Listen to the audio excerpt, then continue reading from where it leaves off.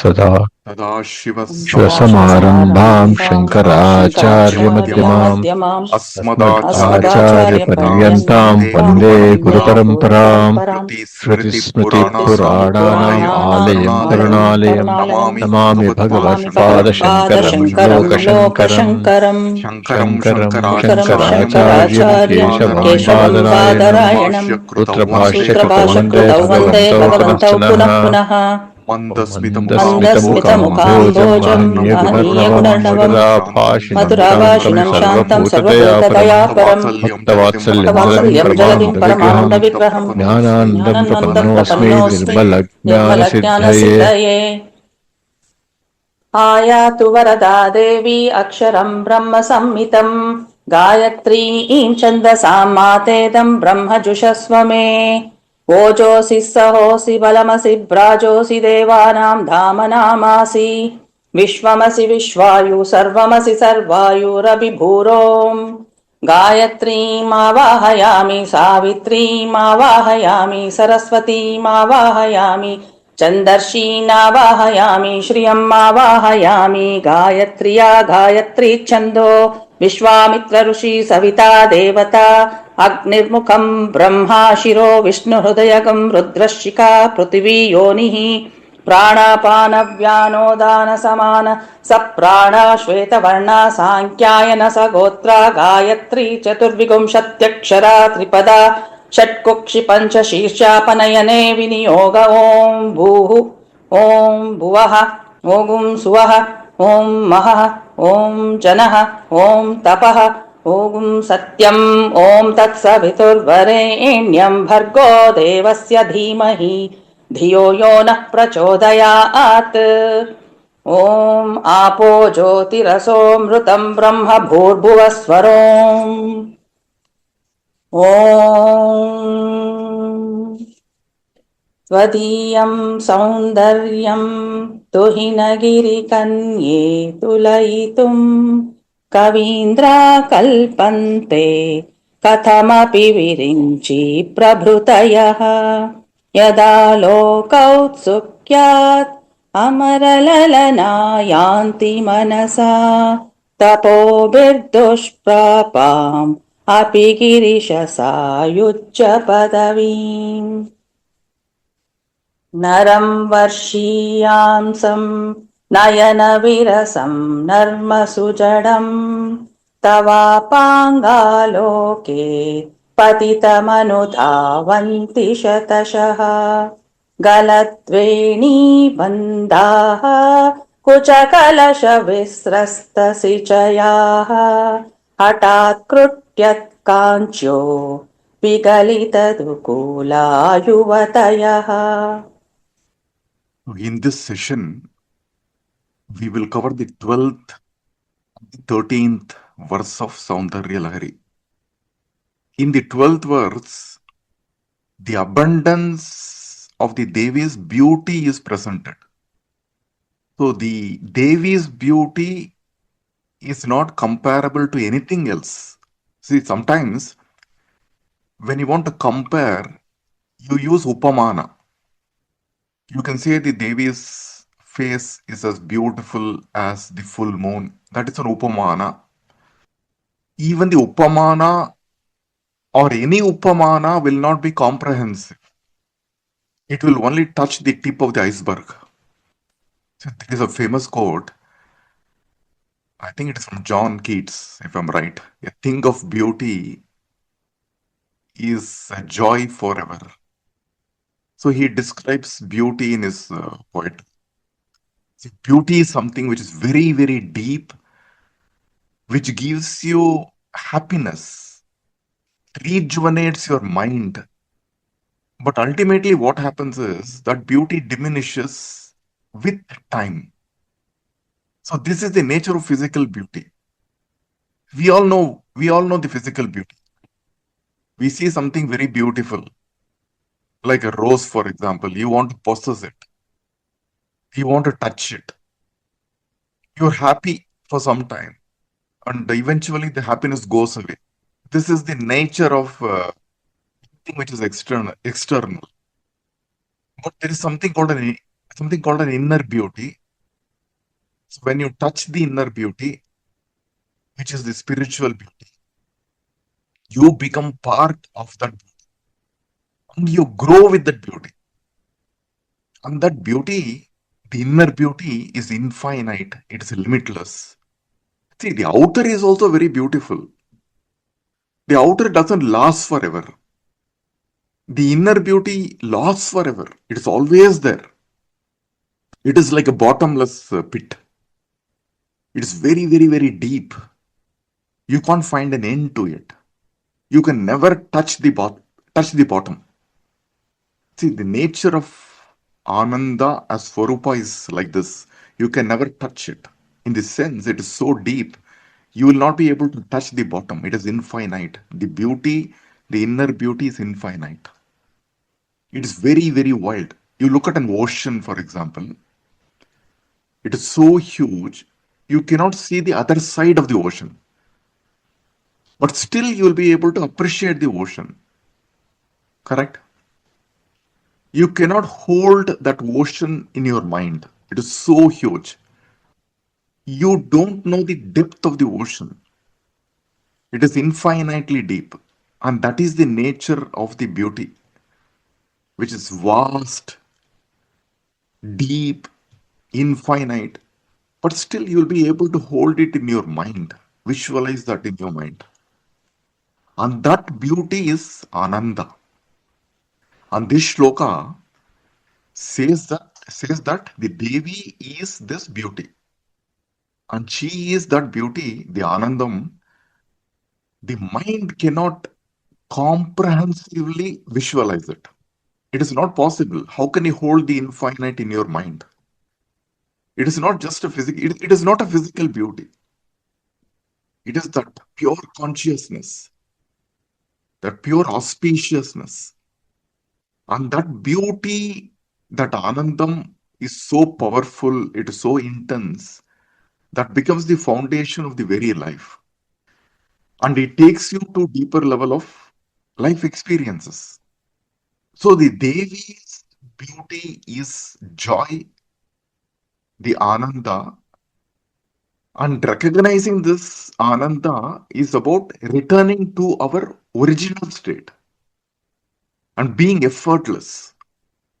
See, we all struggle in our life, isn't it? We all go through miseries in our life, but misery and struggle is not a natural state. It is an unnatural state.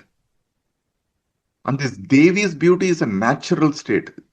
Devi's beauty is Ananda. Ananda is our natural state. We must only discover it. So this 12th verse in Soundarya Lahari talks about the Devi's beauty, the abundance of the Devi's beauty. That beauty is not comparable with anything else. How can you measure the beauty? It is impossible. And this is what this shloka is trying to address. So it begins with Tvadiyam Soundaryam Tuhina Giri Kanye Tulahitum. Tvadiyam Soundaryam Tuhina Giri Kanye Tulahitum Kavindraha Kalpante. Kavindraha Kalpante. Visualizing the Kavindraha or visualizing. Katamapi Virinji. Virinji is Brahma. Prabhuttayaha. Yad Aloka. Yad Aloka. Autsukyad. Yad Alokya. Autsukyad Amara Lalana Yanti Manasa. Tapobihi Dushprapam Api Girisha Sayujya Padavim. Girisha Sayujya Padavim. Girisha is here Shiva. Api Girisha Sayujya Padavim. And this is how the Devi's beauty is presented in this shloka. The beauty is not comparable with anything else. How can you measure this beauty? It is impossible. So Brahma, Brahaspati, Vishnu, Indra, they all try to comprehend the Devi's beauty. They try their best. They put in lot of efforts. They are unable to do so. They try to use Upamana. Upamana is comparison. And despite their best efforts, they are unable to comprehend the beauty of the Devi. Brahma, Brahaspati, Vishnu, Indra, everyone else. Not only them. You have the celestial maidens. We have heard of this. Heard of them, isn't it? Urvashi, Ramba. You cannot compare the beauty. They're the most beautiful in the creation. So can you compare the beauty of the Devi with Urvashi and Ramba? The Devi looks like Urvashi. She looks like Ramba. As an Upamana. Even that is not possible. Even the celestial maidens like Urvashi and Ramba, when they see the Devi's beauty, they are dumbstruck. They cannot know the beauty of the Devi. And how about the Rishis? The Brahma Rishis. The Brahma Rishis have tried that too. They have tried in vain. So nobody else can comprehend the beauty of the Devi, but there is only one person who can do it, that is Kameshwara. Only Kameshwara alone can comprehend her beauty and no one else. Hence, if you are one with Kameshwara, then you'll be able to know the beauty of the Devi. That is what is said as Sayujya Padavim. Sayujya Padavim means oneness with Shiva to know the extent of the beauty of the Devi. You merge with Shiva. And that's what you want to aspire for. In that state of Shiva, in that state of Shivoham, you will be able to comprehend the beauty of the Devi. What is this beauty of the Devi? It is Ananda, isn't it? Your own nature. So the Devi here is addressed as Tuhina Giri Kanye. Tuhina Giri Kanye. Tuhina is snow. You know, the snow which falls on the Himalayas. The Himalaya mountains are covered with snow. Tuhina. Giri is mountain. The daughter of Himalaya. Tuhina Giri Kanye. So Devi is addressed in this shloka as, oh, daughter of the Himalaya. So Tvadiyam Soundaryam. When he says Soundaryam, Soundaryam is also known as Lavanya. See, what is Lavanya? Lavanya is grace, loveliness, extreme beauty. Lavanya, Soundaryam, Tvadiyam Soundaryam. That is the Rupa of the Devi, which is what? Lavanyam, Soundaryam. So Tvadiyam is of the body. See, the body of the Devi is described this way. Tvadiyam Soundaryam Thulayitum. Thulayitum. Thula means a scale. So why do you use a scale? You use a scale to weigh something. You have seen the scale. So you put an object on one side of the scale and then you put some weights on the other side. Because you don't know the weight of the object. So there are two pans in the scale. In one pan, you place the object. In the second pan, you place the weight. And that's how you typically measure. How do you measure the beauty of the Devi? We don't know how to measure. It is not possible. We can only compare. You can say her face is like Sharat Chandra. Her face is like a moon. And look at her hair. Her hair is like a beehive. And when you look at her, what do you feel? You feel the sweetness. How do you understand the sweetness? You again go and use an upamana. You say the sweetness is like sugar cane. And that is how you try to comprehend the Devi because you don't know how to measure it. So, Thulayatum Tvadiyam Soundaryam. So when you say Thulayatum, it also means that you're trying to describe the beauty of the Devi based on a drishtanta. And every devata is trying to do it. Brahma is trying to do it. Vishnu is trying to do it. Kalpante, they're all trying to do it. They're trying to put all the efforts, trying to comprehend, trying to imagine, trying to visualize her beauty. Who else is trying? The rishis, the seers, the Brahma rishis who know the truth. They are also trying to comprehend the beauty of the Devi. Katamapi, putting all the efforts, because the truth is so subtle. The Kavihi are not ordinary rishis. They are the Indra among the rishis. They are the most exalted rishis. Kavindraha. They are making all the effort. They all include, the devas such as Virinji, Brahma. Virinji, Prabhruttayaha, Kavindraha. The devas like Brahma. Prabhrutta. Prabhrutta means what? They're filled with what? They're filled with the intention. They're filled with the intention of how do I comprehend the beauty of the Devi. Virinji Prabhruttayaha Kavindraha. Virinji Prabhruttayaha Kavindraha. List of devatas like Brahma. So Prabhruttayaha can also be understood as such people like the devatas. That is another way to understand Prabhruttayaha. Virinji Prabhruttayaha. Kalpante Katamapi. Somehow they try to visualize. Why? Kalpante Katamapi. Tulayatum.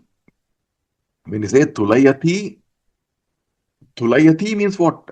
Trying their best, making every effort. They try to use upamana. Somehow they're trying to comprehend the beauty of the Devi. Tvadiyam Soundaryam. Tvadiya means what? Tvadiyam is your beauty. Tvadiyam Soundaryam, they still find it very difficult. Yad Aloka Autsukyad. Yad Alokya Autsukyad. When you say Aloka means what? Seeing. Autsukyad. Autsukya means they're very eager. They have this intense desire within themselves. Eagerness in visualizing the incomparable beauty of yours, Devi. Who else are eager to visualize the beauty of the Devi? Amara Lalana. Amara Lalana. The celestial maidens. Lalana is woman. Here it is about celestial women like Ramba, Urvashi, Menaka. Such people. They are again very eager to visualize the beauty of the Devi. Who has seen the Devi fully? Who has seen the beauty of the Devi completely? Nobody else other than Shiva. And the Devi took the beautiful form as the Sankalpa in the Parabrahman. And that Sankalpa is that Spandana. And Shiva alone can express her beauty. And Shiva expresses her beauty as the creation. And she is Tripurasundari. And her beauty is totally dedicated to Shiva. We cannot comprehend the beauty. But the grace of the beauty of the Devi is always shining on the creation. The creation is alive only because of her beauty. Whatever means people employ, they are unable to comprehend it. Tapobihi, through tapas. Dushprapam.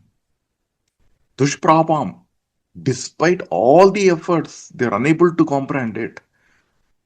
How do you comprehend it? So, Girisha Sayujya Padavim Yanti. Girisha Sayujya Padavim Yanti. When you say Padavim, it is a position. The position of what? Until we recognize our true nature, Here it is said as Sayujya Padavim, being one with Shiva, Sayujya Padavim, being one with Shiva, Girisha.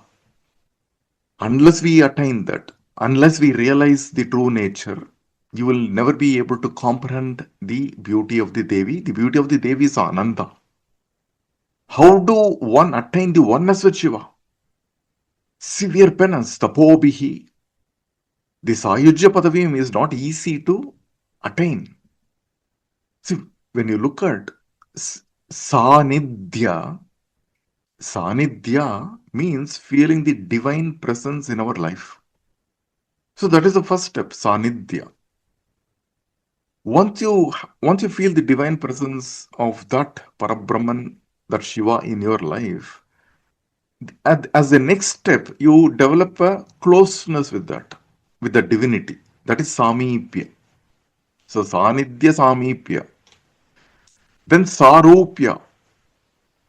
Having developed the closeness with the divine, you try to imbibe the qualities of the divine within yourself. You embody the divinity.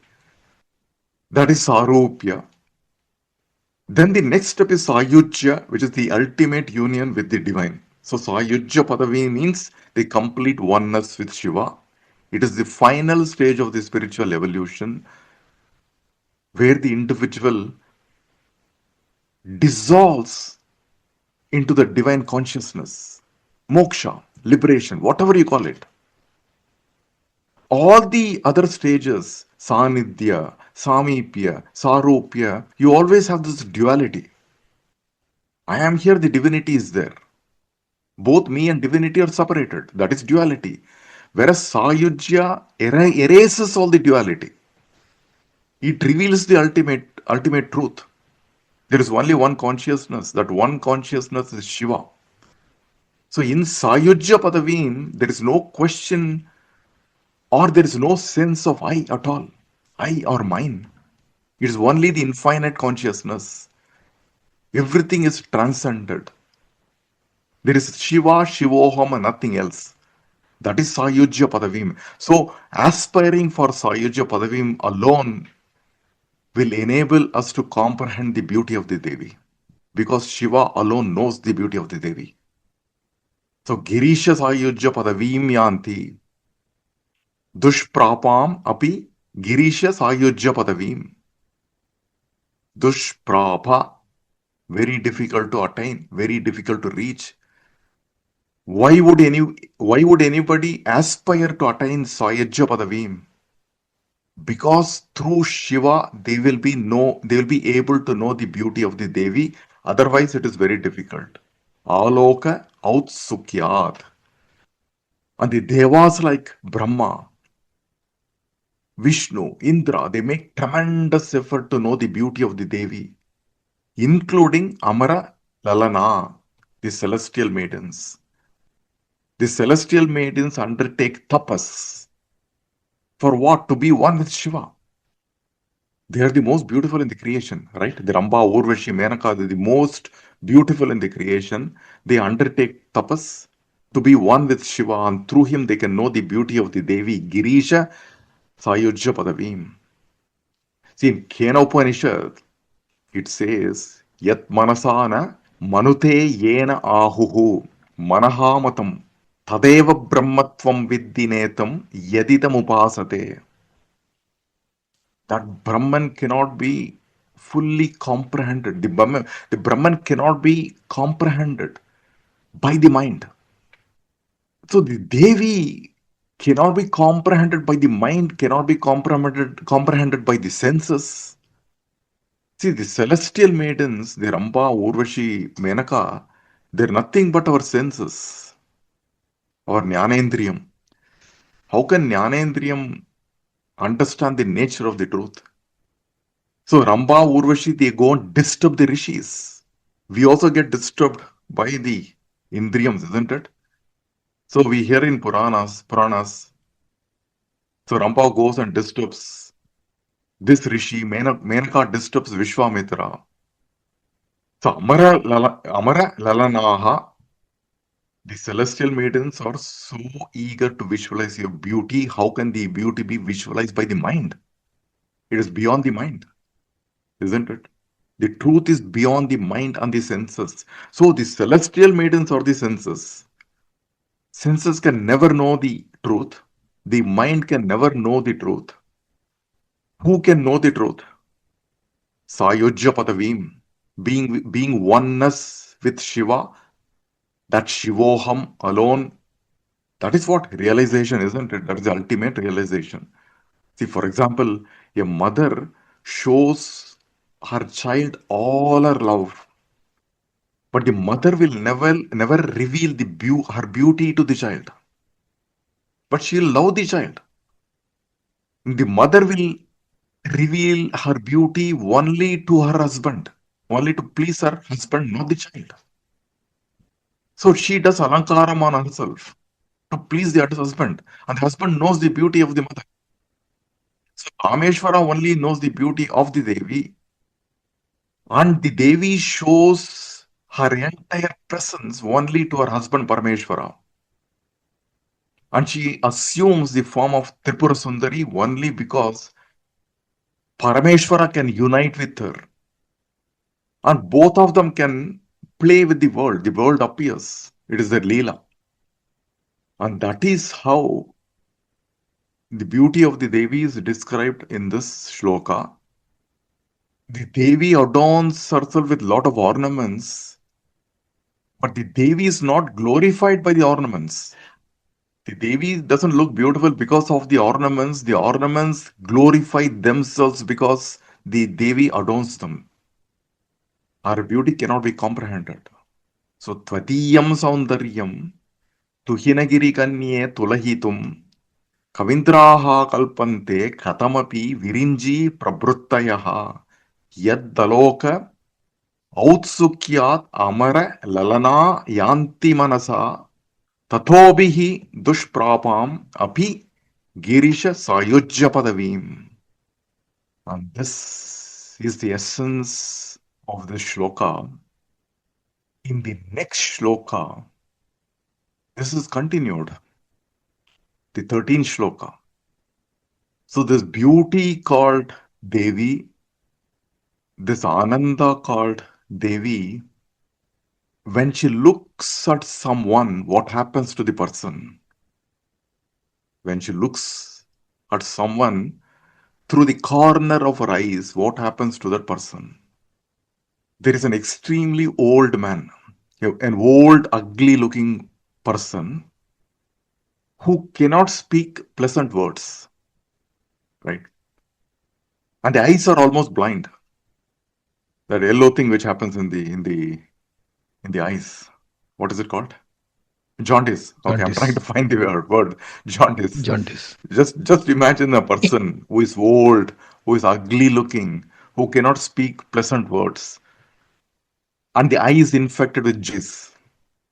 Right? Such a person, and the eyes, and the Devi's glance falls on that person, the old person, and what happens to the person? Suddenly, the young woman in hundreds rush towards him. They're so attracted towards him. They're attracted towards him. They run towards him. How do they run? Very beautiful woman with the hairs loosened. The woman wear this waist belt to hold their cloth. The attire they are wearing, they wear a waist belt, which is a girdle, which is called as kanchi or mekala. They wear it to hold their dress. In the rush towards this person, they want to go and possess that person. The old person, extremely ugly looking, because the Devi's glance has fallen on that person, they run towards them. While running towards them, their girdle, their waist belt is loosened. The mekala is loosened. The kanchi, not only that, the hairs are loosened. They're running. The waist belt gets loosened. And the clothes are about to fall down. And because the waist belt is loosened, their navel is exposed. And they got heavy breasts. And the way they are running, the breast covers are mistakenly unhooked, almost exposing their breasts. And their fine dress is slipping out of the bodies, their navel is getting exposed. And they're running towards this person, the old person, because the Devi's grace has fallen on that person. The side glance has fallen on such a person. When the side glance of the Devi falls on such a person, that person will win over all the three worlds, the Bhu, Bhuvaha, Swargaloka. All the beautiful women in all the three worlds will be after that person. They want to possess that person. So in the previous verse, we saw that, it described the beauty of the Devi. So everything you see in the creation is beautiful. They have only borrowed the beauty of the Devi. They shine after the Devi. And this verse is describing this side glance of the Devi. And the side glance is also called Nayananjala. Nayananjala means side glance. Here it is said as Apanga. Apanga alokaha. Apangalokaha. Apanga means the outer corner of the eyes. Apanga darshana we say. When you say apanga darshana, it's a side glance. So this verse presents the glory of the Devis apanga darshana. So what does it mean? So yuvatayaha. Yuvatayaha means young woman.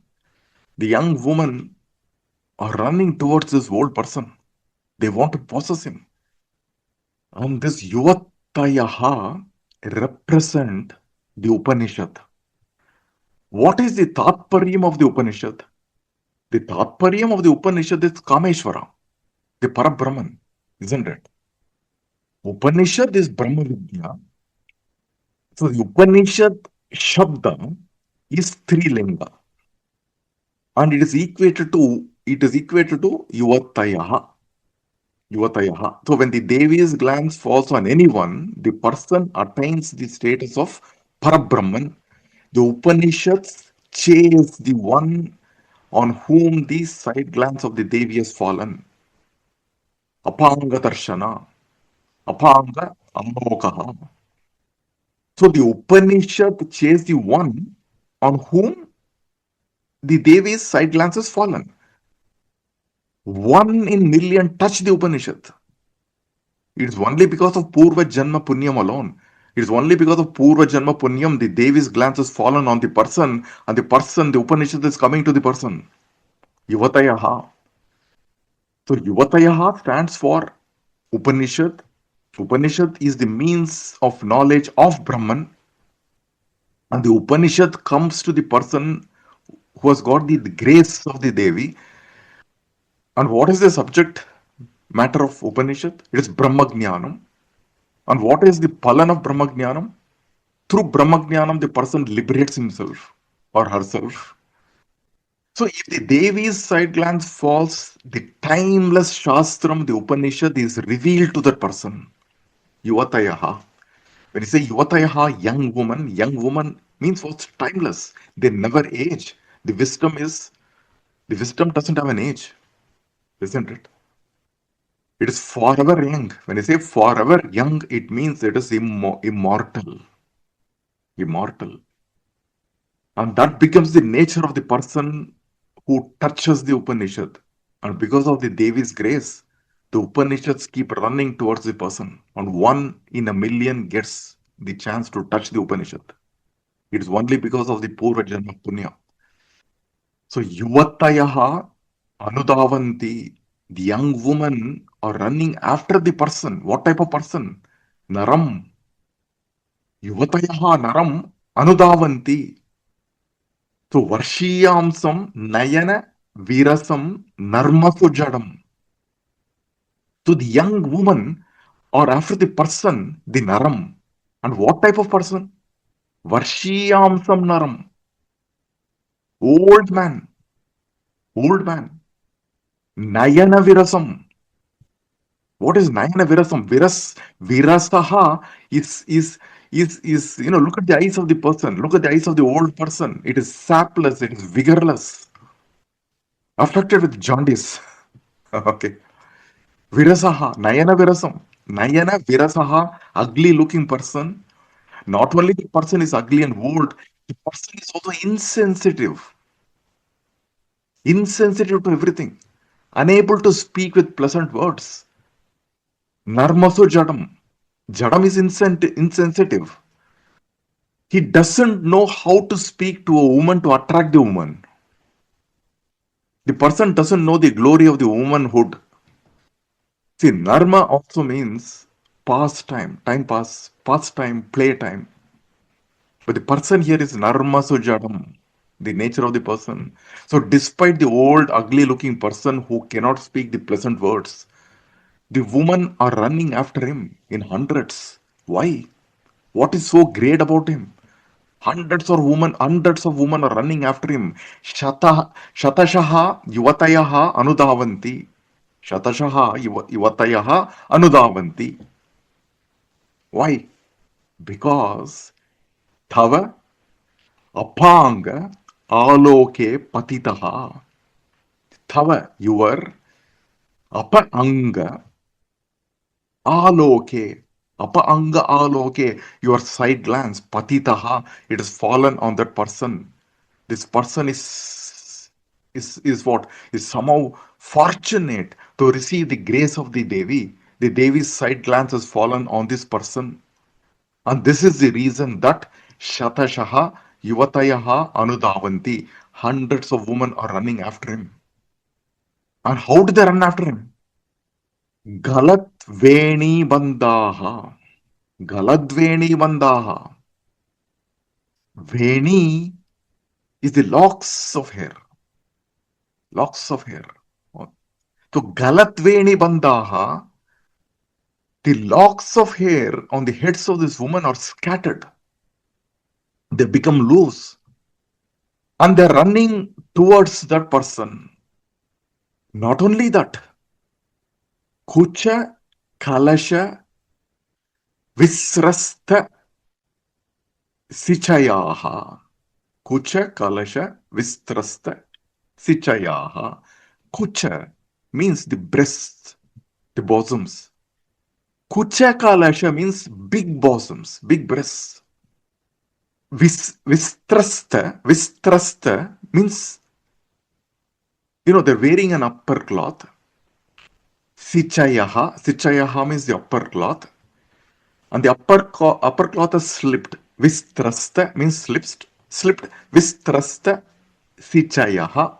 The woman with big breasts with their upper cloth slipping. Kucha Kalasha.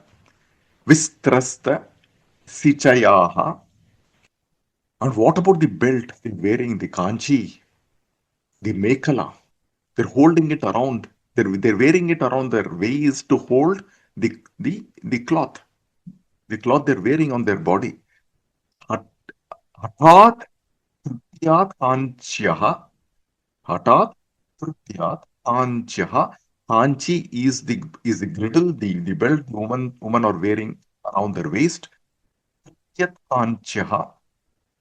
Trityat Kanchyaha means the waist belt is breaking. Trityati, when you say Trityati, means the belt is split, it is torn, it is breaking. Trityat Kanchyaha. Kucha Kalasha Asta Chayaha. Hatat Trityat Kanchyaha. Vikalita Dukula. Vigalita Dukula Yuvatayaha. Vigalita means the dress is slipped out. The dress is slipping. Dukulavat means the woman are wearing a fine garment. Wearing a garment of fine cloth. Dukulavat. And the Dukulavat is what is happening to that fine cloth? It is slipping. Vigalita Dukula. So Vigalita Dukola Yuvatayaha Hatat Trityat Tanchyaha Kuchakalasha Vistrasta Sichayaha. All these are happening. They're running towards that old man. The young woman are rushing towards the old, ugly looking person who cannot speak pleasant words. And the woman's braids, the locks of hair are scattered with their big breasts, with their upper cloth slipping, and the waist belt, which is the kanchi, that is breaking. And this is how they are running towards the old person. Why? Because the Devi's side glances fallen on the person. And the Yuvataya are nothing but Upanishad. So when the grace of Ishvara falls on the person will be attracted towards Upanishad, or the Upanishad will be attracted towards that person. Both are one and the same. Tava apanga aloke patitaha narmasu jadam shatashaha yuvatayaha anudavanti galadveni bandaha kucha kalasha vistrasta sichayaha Atat Trutyat Kanchyaha Vigalita Dhukula Yuvatayaha. The Upanishad is running towards this old woman. And what does the old woman signify? What do the beautiful women who run after the old man signify? And it is very abstract in this shloka. Secretive meanings. That's why certain subjects like the Tantra Shastram, the Upanishad, we can only share with people who have dedicated their lives to know the truth. We can't share this with everyone else. Upanishads and Tantra, these sort of Shastras cannot be shared with everybody. Only people who have dedicated their lives to know the truth. And for the normal people, chanting this shloka is enough. This will give them benefits. I will also share a few things with you.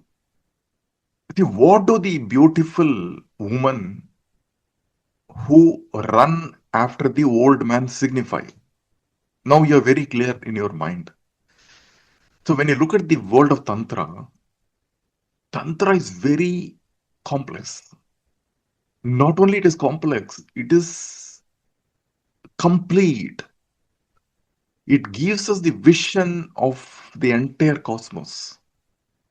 In Tantra, you enter yourself. So Upanishad will always say, Kaschit Deraha. Only the brave alone will know it. Only the brave alone can enter it. So even in Tantra, you need to be a Kaschit Deraha. Courage is necessary when you want to enter yourself. When you say enter yourself, you're entering into yourself, not entering into something outside you. You're entering into yourself. That will need a lot of courage. And look at Shivalinga. Shivalinga represents a male reproductive organ, and there is a yoni. And Shakti is drawing Shiva into herself. She is drawing Shiva into the world.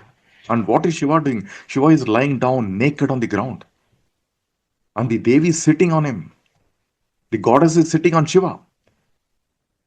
And this is the proactive role of the Devi in making Shiva enter her and interact with the world. And for the ordinary mind, they cannot comprehend it. It will look very erotic. Erotic visualization. So the union of Shiva and Shakti transforms both Shiva and Shakti.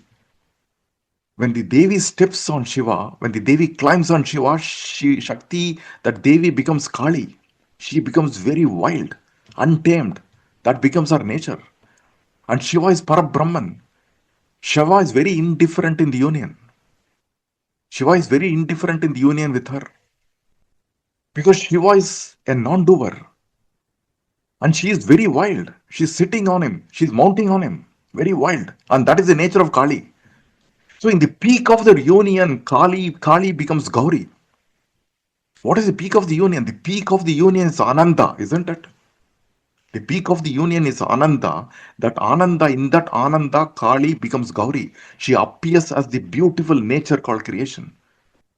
And that nature, that creation represents fertility, isn't it? So in the peak of the union, that Kali becomes Gauri, and what happens to this Shiva? Shiva becomes Shankara. Who is Shankara? Shankara is the pure witness, the Sakshi. And that's why in the temples you go, what we do, we pour water on Shiva. Isn't it? We do Abhisheka on Shiva. Why? Because to draw the attention of Shiva towards them, towards us. So we pour water on Shiva in the temples. We offer beautiful clothes to the Shakti. Why? Because we don't want to see the Shakti as Kali. Kali is very, very wild, untamed, bloodthirsty. You want to see the Devi as Gauri. Gauri is the peak of Ananda. So the beautiful woman who are running represent the nature of creation. What is the core of the creation? The feminine is the core of the creation. And the Shakti is active. She is creative. She is the energy. And Shiva is the consciousness, the Parabrahman, which is very static. Without Shakti, nothing will manifest. So Prakriti represents the feminine nature of the divinity. And that is the nature of the Devi, isn't it? See, Samudra Matana, you know the story of Samudra Matana, the churning of the cosmic ocean. And the Mohini appears in front of the Devas and Asuras. So the Asuras see the Mohini, they get an intense desire to possess her. Their minds are filled with lust. The Devas also see the Mohini, they also want to possess the Mohini, but the desire of the Devas are very different to the desires of the Asuras. Devas' desire is unconditional love. So the Mohini turns towards the Devas and she gives them the pot of Amrita, the pot of immortality to them. And the Devas in turn gain the strength to destroy the Asuras.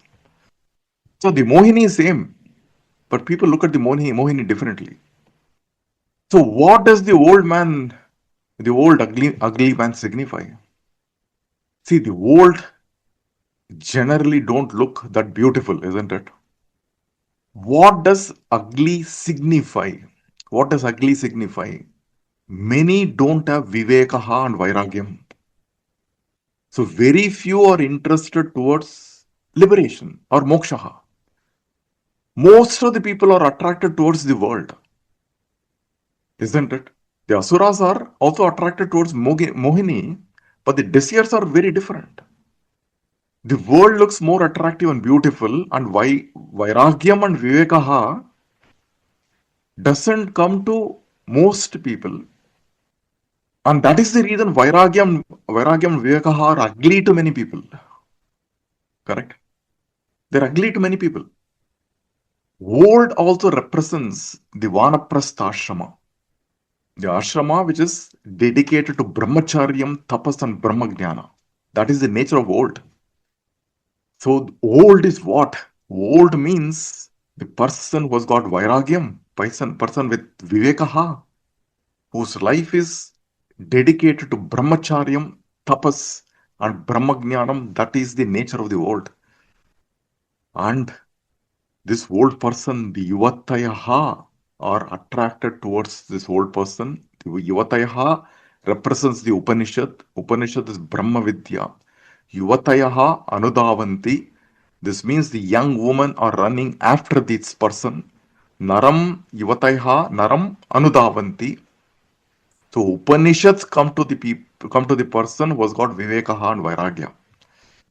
So in Dakshinamurti Stotram, you have this Maunavyakya Prakatita Parabrahmatattvam Yuvanam Varshishtante Vasat Rishiganaihi Avrutam Brahmanishtaihi Acharyendram Karakalita Chinmudramanandamurtim Swatmaramam Muditavadanam Dakshinamurtimide.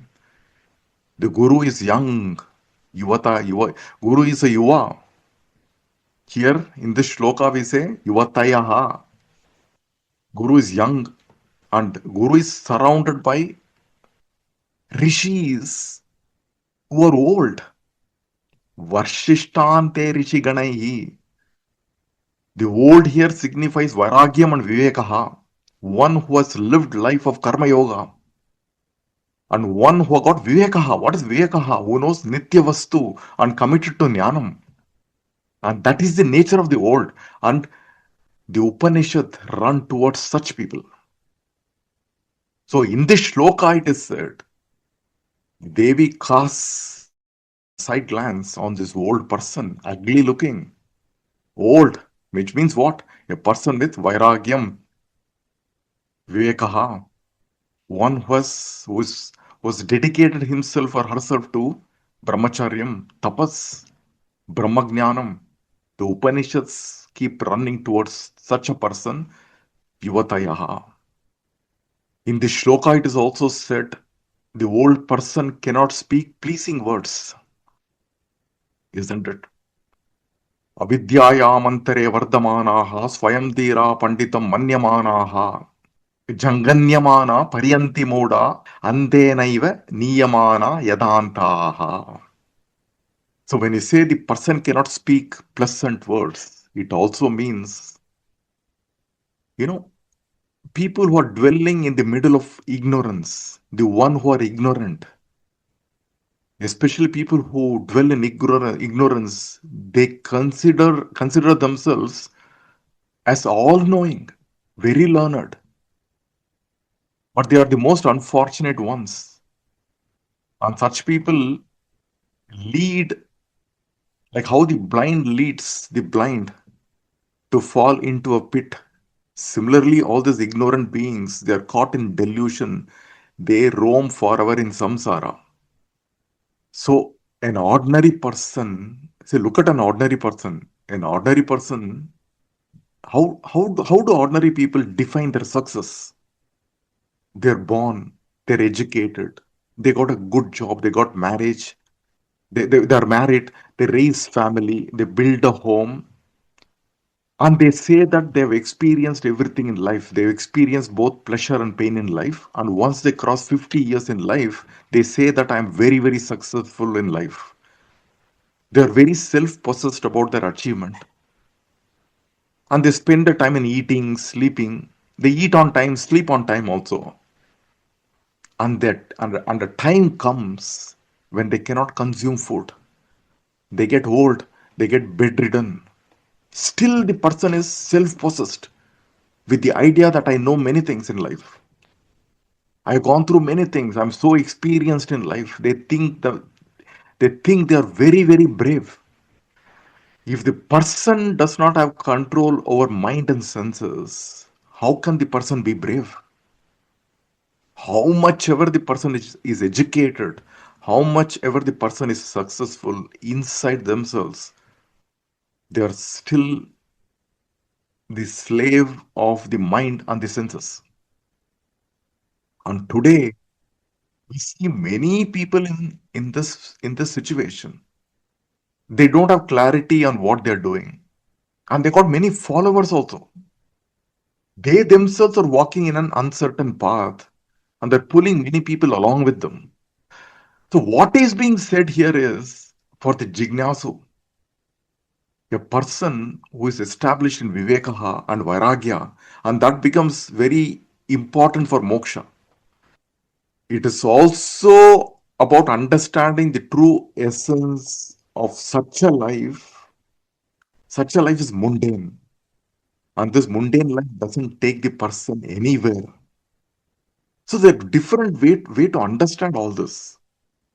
See, there is a form of Shiva, which is Bhikshatana Murti.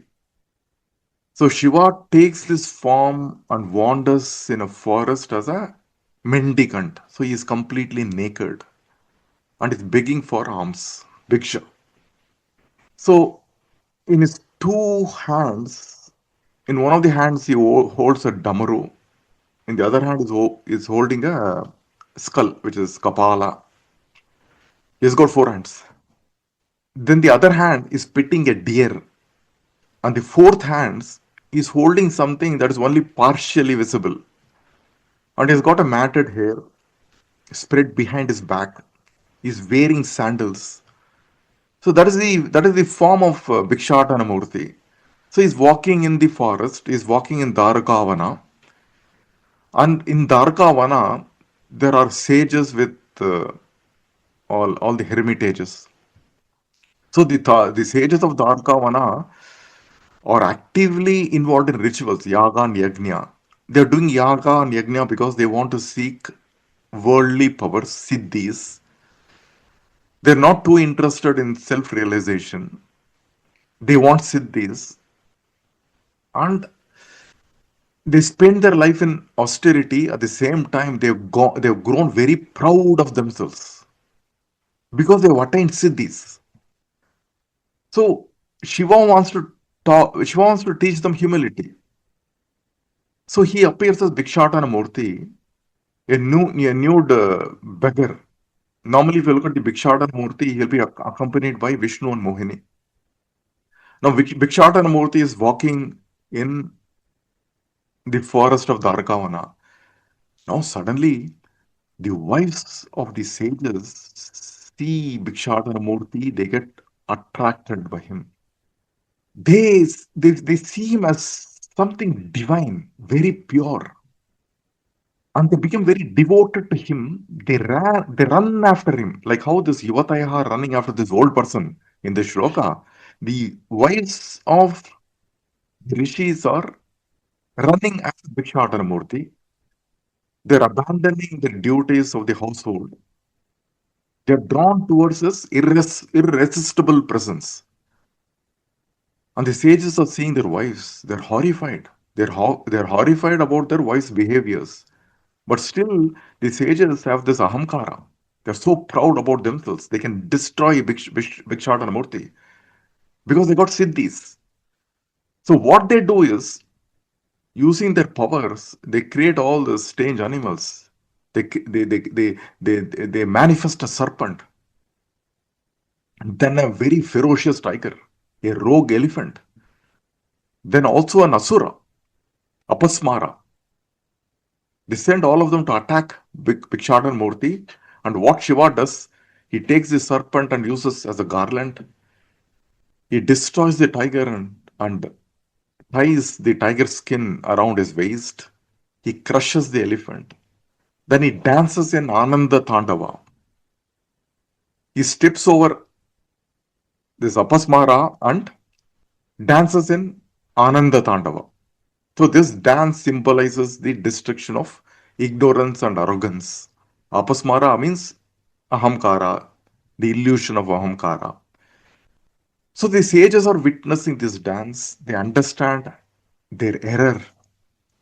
They also understand that any yajna you do, any yaga you do, without devotion, it becomes very meaningless. If you don't pursue the truth, yajna and yaga becomes meaningless. So they surrender themselves to Bhikshatana Murti. So this is the story about Bhikshatana Murti. It's a very beautiful story. So people who undertake upasana, any upasana, for example, Sri Vidya upasana or Ganesha upasana. So Bhikshatana Murti is the form of Shiva that enables them. And of course, many people are not interested in taking up upasana and pursuing a spiritual life. A lot of people want to experience the world, they want to enjoy the world, they want to marry, they want to have children. This also Bhikshatana Murti enables. So when you look at the Bhikshatana Murti sculpture, you'll see a Mohini. So when Bhikshatana Murti and Mohini are worshipped together, the person gets both Bhoga and Moksha. However, if you ignore the Mohini and worship only Bhikshatana Murti, you will be bestowed with Sannyasa Yoga. It's a very beautiful appearance of Shiva's Bhikshatana Murti.